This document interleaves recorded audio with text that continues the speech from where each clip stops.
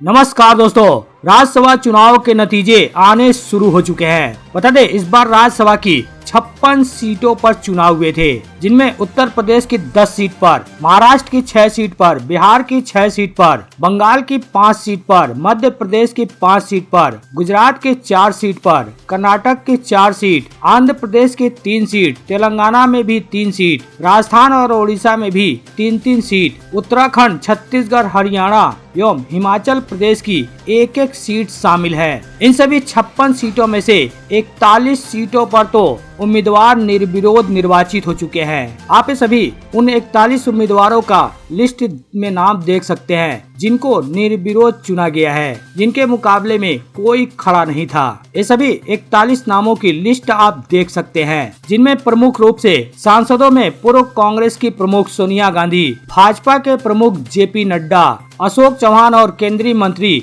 अश्विनी वैष्णव और एल मुरुगन शामिल हैं। इन 56 सीटों में से सिर्फ 15 राज्यसभा सीटों पर वोटिंग हुई है। 10 राज्यसभा सीट उत्तर प्रदेश की है, 4 राज्यसभा सीट कर्नाटक की हैं और 1 सीट हिमाचल प्रदेश की है। इन 15 राज्यसभा सीटों में से कर्नाटक के नतीजे सामने आ चुके हैं। बता दें, कर्नाटक में भारतीय जनता पार्टी का एक प्रत्याशी राज्यसभा सीट के लिए खड़ा है। वहीं कांग्रेस ने 3 सीटों पर खड़ा किया है, जेडीएस ने 1 सीट पर खड़ा किया है। कर्नाटक में भारतीय जनता पार्टी के 1 राज्यसभा सीट और कांग्रेस के 3 राज्यसभा सीट के उम्मीदवार जीत चुके हैं। जनता दल सेकुलर के उम्मीदवार को हार का सामना करना पड़ा है। यहाँ पर बीजेपी के एक विधायक ने कांग्रेस उम्मीदवार के लिए क्रॉस वोटिंग की थी। इसके साथ ही साफ हो गया था कि जनता दल के उम्मीदवार को हार का सामना करना पड़ेगा। वहीं उत्तर प्रदेश की बात करें तो उत्तर प्रदेश में भारतीय जनता पार्टी ने 8 सीटों पर अपने उम्मीदवार खड़ा किए और सपा ने 3 सीटों पर।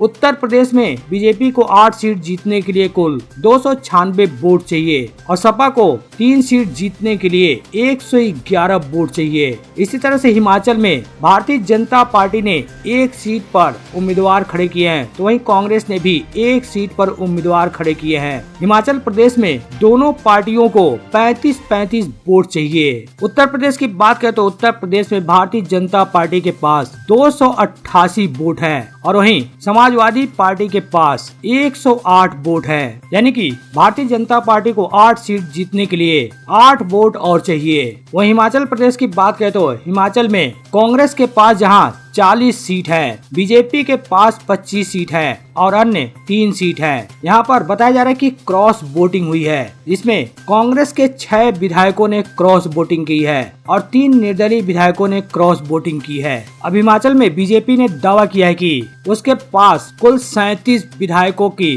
वोटों की संख्या हो गई है। वहीं कांग्रेस को कुल 31 वोट ही मिले हैं। हालांकि कांग्रेस के पास 40 विधायकों की संख्या थी, लेकिन 9 विधायकों ने क्रॉस वोटिंग कर दी, जिसके कारण कांग्रेस के पास 31 की संख्या ही बची। बता दें, हिमाचल प्रदेश से कांग्रेस ने जहां अभिषेक मनु सिंघवी को अपना उम्मीदवार बनाया है, वहीं भारतीय जनता पार्टी ने हर्ष महाजन को अपना उम्मीदवार बनाया है। हिमाचल में बीजेपी ने एक विधायक जिनका नाम बबलू है, उनके वोट को रद्द करने की मांग की है। वहीं उत्तर प्रदेश में समाजवादी पार्टी ने नील के वोट को रद्द करने की मांग की है। बताया जा रहा है कि ये दोनों विधायक बीमार हैं और उन्हें विधानसभा लाकर मतदान कराया गया है। वहीं उत्तर प्रदेश में सूत्रों के मुताबिक जो जानकारी सामने आ रही है कि सपा के करीब 7 विधायकों ने क्रॉस वोटिंग की, जबकि राजभर के 2 विधायकों ने सपा के पक्ष में क्रॉस वोटिंग की। सपा का कहना है कि वह बीजेपी के पक्ष में वोटिंग करने वालों पर एक्शन लेगी, जबकि बीजेपी दावा कर रही है कि राज्यसभा के लिए उनके 8वें प्रत्याशी संजय सेठ की जीत फिक्स है।